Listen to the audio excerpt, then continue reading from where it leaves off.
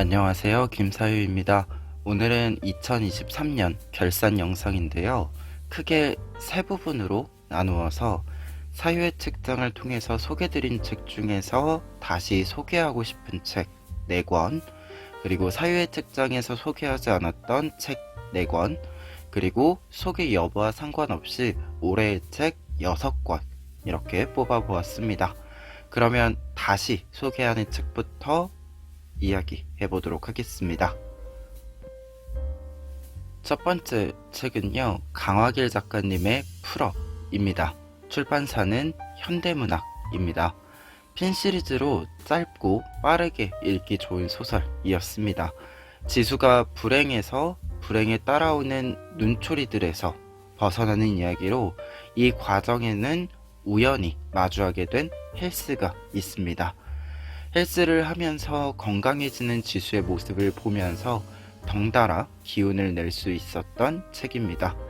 그리고 강화길 작가님이 보여주는 가족 사이의 애증의 관계에서 증이 보여주는 사실적 묘사들이 다른 강화길 작가님의 소설들보다는 약간 가볍게 나와 있어서 다른 작품들보다는 조금 더 수월하게 읽을 수 있는 소설이었습니다.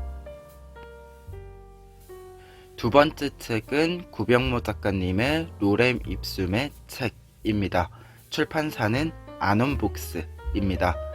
구병모 작가님의 미니 픽션으로 SF 장르들이 모여 있고요. 13편의 초단편들은 짧은 만큼 강렬하게 꽂히는 스토리와 아이디어들로 구성이 되어 있습니다. 올해 읽은 구병모 작가님 책들 중에서 가장 기억에 많이 남아서 다시 이렇게 좀 소개를 해봅니다. 특히 올해 초에 읽었음에도 화장의 도시나 나라라 오딘을 읽었을 때의 이 충격이라고 하는 부분이 1년 내내 좀 남아 있었어요. 그래서 여러분들도 이 신선한 느낌을 좀 느껴보셨으면 좋겠습니다. 세 번째 책은 은유 작가님의 인터뷰집 우리는 순수한 것을 생각했다 입니다. 출판사는 있다 입니다. 시 번역가 분들을 인터뷰한 내용으로 번역가 분들의 시와 번역에 대한 애정을 많이 느낄 수 있는 책입니다. 출발어와 도착어 사이에서 고군분투하는 번역가 분들의 모습을 보면서 우리가 더 좋은 표현들을 만날 수 있는 가능성을 확인할 수 있어서 즐거웠던 책입니다. 네 번째 책은 정혜선 작가님의 나의 덴마크 선생님입니다. 출판사는 민음사입니다.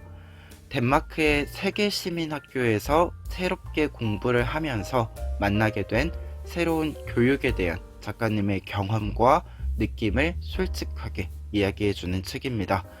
교육에 관심을 가지고 계신 분들이라면 좋은 교육은 어떻게 해야 할까? 라는 질문에 한 대답을 만나보실 수 있지 않을까 합니다. 두 번째 파트는 새로 소개하는 책 4권입니다.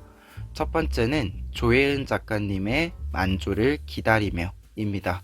출판사는 위즈덤 하우스입니다. 이 책은 계획을 가지고 샀던 책은 아니고요.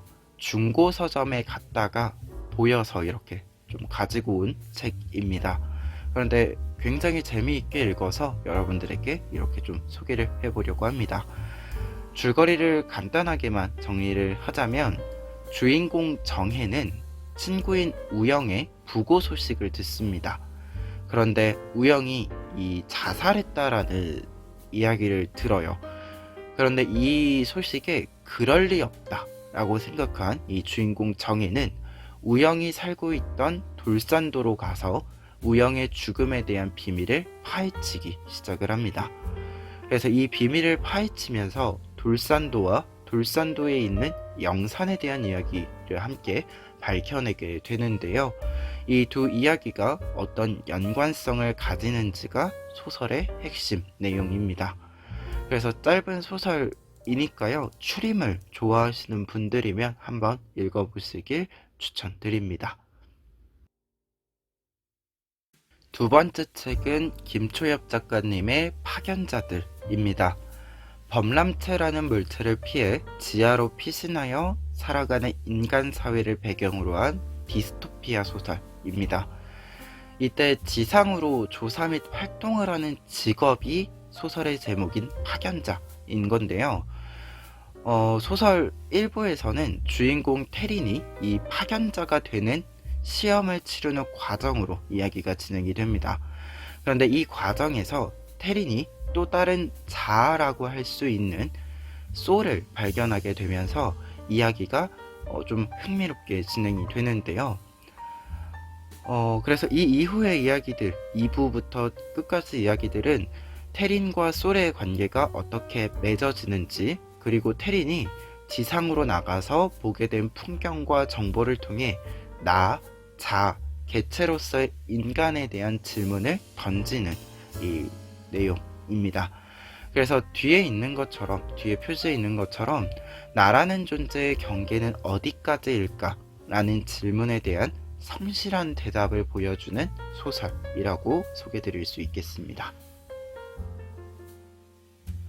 세 번째 책은 김보영 작가님의 연작소설 종의 기원당입니다. 출판사는 아작입니다. 총 3부로 각각의 부는 시간의 텀을 두고 창작이 이루어졌다라고 이야기 작가님이 하시고 계신데요. 그래서 연작 소설이지만 또 각각의 단독 소설이기도 한 특징을 보여주는 소설이었습니다. 소설은 로봇의 시대에 유기 생물이 발견 및 발명되면서 변화하고 깨닫게 되는 로봇 내면의 이야기를 다룹니다. 작가님이 밝히고 있는 것처럼 이 책은 로봇에 대한 이야기입니다. 그런데 로봇의 삶을 보면 인간의 삶과 굉장히 닮아 있어요. 그러다 보니까 이 로봇들이 이야기하는 표현들, 말들, 질문들, 감정들, 이 모든 것들이 우리의 삶에 질문을 다시 던지게 만들어주는 부분들이 있었습니다. 그래서 철학적인 생각들이 많이 남는 책이었고, 그리고 김보영 작가님이 보여주시는 특유의 어두운 분위기 속에서의 스토리 진행, 그럼에도 개연성 있는 희망을 볼 수 있는 책이기도 했습니다. 여담으로 사실 이 책은 올해의 책으로 계속 생각을 하고 있었던 책인데, 올해의 책에서 좀 이야기하고 싶은 부분들이 있어서 이렇게 새로 소개하는 책으로 따로 또 소개를 드립니다. 두 번째 파트 마지막 책은요, 박건호 선생님의 역사 컬렉터 탐정이 되다 입니다. 출판사는 휴머니스트입니다. 이 책은 컬렉터 역사를 수집하다의 후속책으로 한국 근현대사를 미시사의 입장에서 다루고 있는 책입니다. 전작보다 조금 난도를 올린 서술이고요. 당시 사람들의 일상을 유물을 통해 재구성하고 의미를 찾아가는 과정을 굉장히 섬세하게 보여주는 책입니다. 특히 마지막에 역사학은 공감과 연민의 학문이다 라고 말을 하세요. 우리가 역사에 대해 생각을 할 때 사실을 철저히 밝히는 것, 복기하는 것에 초점을 강하게 맞추게 되는데, 그리고 이 사실을 밝혀내는 과정만으로도 사실은 좀 버거운 부분들이 분명히 있기는 한데요. 그럼에도 이것만으로 충분하지 않다라고 많이 좀 생각을 요즘 하고 있었는데, 이 문장을 읽으면서 개인적으로 이 생각을 가지고 있는 것이 잘못된 것이 아니구나 라는 좀 위로를 받게 된 부분도 있던 책입니다. 사실 역사책을 좀 많이 읽으면서 이 정보만을 따라가는 것이 다는 아닌데 라는 생각을 좀 많이 하면서 멈추는 경우들도 많이 있었어요. 그런데 이 멈추는 것 자체도 사실은 좀 필요했구나 라는 생각을 좀 가지게 해준 책이자 좀 이와 관련된 표현들이 있었던 책이었습니다. 그래서 역사에 관심을 가지고 계신 분들 중에서 조금 더 삶에 가까운 역사, 이 삶에 가까운 역사를 좀 보고 싶으신 분들은 이 책을 한 번쯤 읽어보셨으면 합니다. 이제 올해의 책 분야입니다. 올해의 책 선정 기준은 저에게 배움을 크게 준 책들을 선정했는데요. 그래서 문학, 역사책, 역사책을 제외한 비문학 이렇게 세 파트로 나누어서 두 권씩 이야기해 보도록 하겠습니다. 그러면 먼저 문학부터 이야기해 볼게요. 문학은 첫 번째로 한강 작가님의 소년이 온다 입니다. 출판사는 창비입니다. 5.18 광주 민주항쟁의 피해자들을 화자로 해서 이 사건이 만들어낸 상흔을 구체적으로 묘사하고 있는 소설입니다. 그런데 여기서 피해자는 희생자만을 이야기하지 않고 더 많은 입장들을 포함하고 있습니다. 그래서 간단한 문장과 문단, 숫자로 정리된 역사에서 벗어나서 앞서 이야기한 공감과 연민의 역사를 어떻게 실천할 것인가에 대한 응답을 어떤 역사책보다도 더 잘 보여주고 있는 책입니다. 그리고 이 책과 관련해서 디 에센셜 한강에서 비하인드 내용을 좀 읽게 됐었는데요. 그 내용을 읽으면서 이 책에 담고자 했던 작가님의 상흔을 알게 되었고, 그래서 더더욱 이 책을 더 많이 헤아려 보게 되면서 읽게 된 책이었습니다. 그리고 이 책은 사실 이미 많은 분들이 읽으셨겠지만 더 많은 분들이 읽으셨으면 좋겠다라는 생각을 좀 많이 가지게 되면서 이렇게 다시금 좀 소개를 해봅니다. 두 번째 문학은요, 김숨 작가님의 LA 운동화입니다. 출판사는 민음사입니다. 책은 이한열 열사의 운동화를 복원하는 과정이 내용입니다. 이 책에서 제가 주목한 것은 복원을 결정하는 일부터 복원하는 과정, 그 결과가 나올 때까지 화자인 복원가가 보여주는 태도입니다. 굉장히 신중하고 인내심 있게 기다리는 모습을 보면서 누군가를 기억하는 일에 대한 태도에 대해 반성을 하게 됐는데요. 누군가, 무엇을 기억한다는 것은 사실 간단한 일이 아니죠. 그리고 기억에 대한 의미를 찾는데 혹은 의미를 부여하는 데는 원래 오랜 시간이 필요하다고 좀 볼 수 있죠. 그런데 요즘 제가 역사책들을 보면서 의미를 찾는 일에 대해 좀 많이 성급했다, 급급했다라는 생각을 좀 이 책을 읽으면서 많이 가지게 됐어요. 그래서 저의 역사적인 어떤 시야를, 의미를 찾아가는 태도에 대해서 다시금 좀 고찰하게 된 책이었습니다.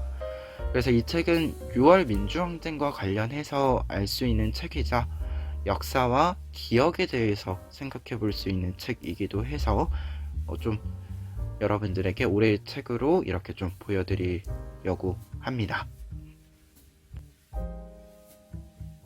이어서 역사책 분야 두 권 소개해 드릴게요. 첫 번째 책은 예전에 앞선 소설들과 함께 소개했었던 책인데요.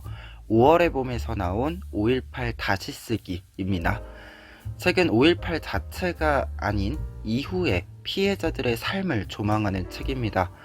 국가 권력에 의해 희생당하고 피해를 입은 국민에 대해 우리가 놓치고 있는 것을 예리하게 통찰해냄으로써 시급하게 당장 바뀌어야 하는 정책과 관점, 태도들에 대해서 전문적으로 다루고 있는 책입니다. 그래서 1부에서는 피해자학이라고 해서 피해자에 대해 더 전문적으로, 세부적으로 분류체계를 가지고 이야기를 좀 진행을 하고요. 그리고 이를 바탕으로 해서 2부부터는 피해자들의 유형별 집단 트라우마라는 제목으로 구체적인 피해 사례를 다루고 있습니다.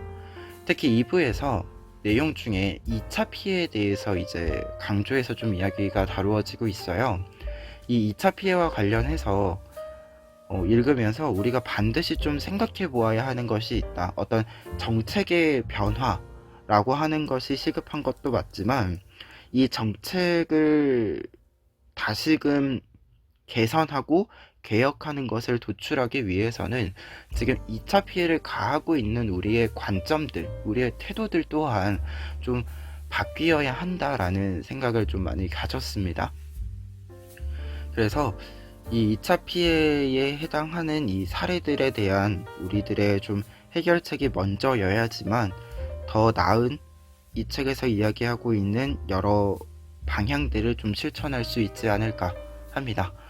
그리고 우리나라 이제 역사교육과정 보시면 인권, 평화, 민주주의, 그리고 새로운 교육과정에서 이제 생태환경과 관련된 이야기들을 포함하게 되고 있는데요.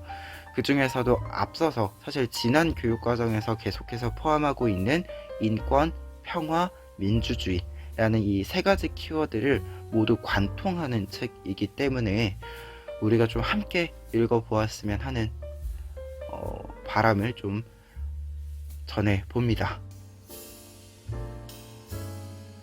두 번째 책은 유영승 작가님의 하늘이 함께 풀어야 할 역사, 관동 대학살입니다. 출판사는 푸른 역사입니다.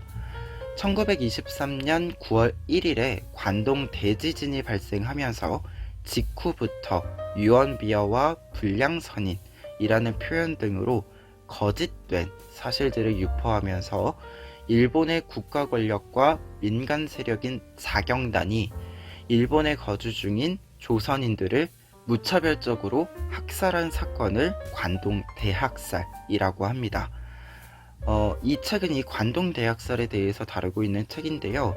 작가님은 여전히 관동 대학살 시기에 있던 조선인이 우물에 독을 풀었다 등의 유언비어가 살아남아서 혐오 표현으로 사용되고 있는 것에 문제의식을 느끼고 이 유언비어가 어떻게 등장해서 어떤 논리로 사람을 죽였으며 어떻게 지금까지 살아남았는가에 대한 탐구를 20개의 짧은 글들을 통해서 남겨두고 있습니다. 그래서 유영승 작가님은 제일 한국인이신데요. 그러다 보니까 이 한국과 일본 사이에서 관동대학살에 대한 정보를 찾고 엮어내시면서 한국에서 다루는 관동 대지진과 관동 대학살에 대한 정보보다 넓은 범위에서 이 사건들을 조망하고 있습니다. 그래서 좀 예를 들어서 이야기를 좀 해드리자면 지금 초반에 들어가는 글에서 이런 표현이 있습니다. 1910년 한일 병합으로 당시 조선인은 일본 국민으로 간주되었다. 따라서 이 사건은 일본 시민이 같은 일본인을 학살한 근사에서 유래를 찾을 수 없는 잔혹한 범죄였다. 이렇게 좀 표현을 보시면 아시겠지만 한국사의 서술만으로는 생각해보기 어려운 문장이죠.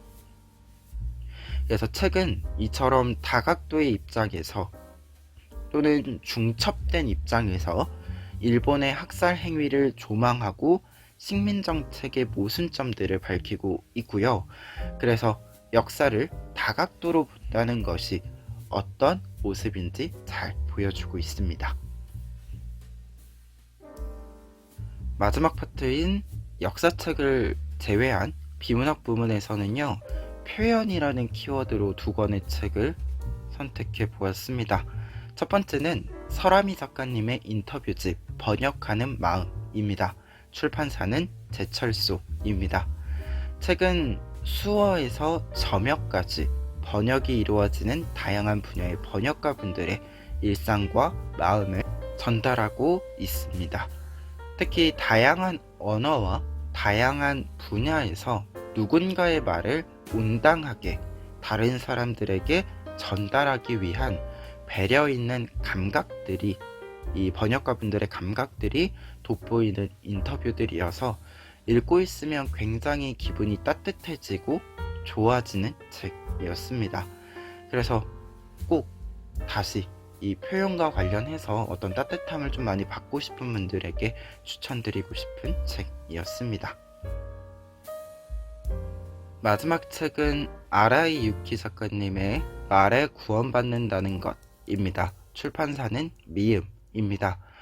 책은 완벽하지 않은 우리의 표현에 대한 고찰과 더 나은 표현을 찾기 위한 아라이 유키 작가님의 18개의 에피소드로 구성되어 있습니다. 에피소드들은 개인적이기도 하고 전문적이기도 하고 분야적으로도 개인적인 이야기이기도 하지만 장애학과 관련된 내용을 다루고 있기도 합니다. 그래서 에세이 같으면서도 보통 우리가 에세이라고 이야기하는 책들보다는 정보면에서 약간 더 전문적인 글들이다 라고 이야기 드릴 수 있겠는데요.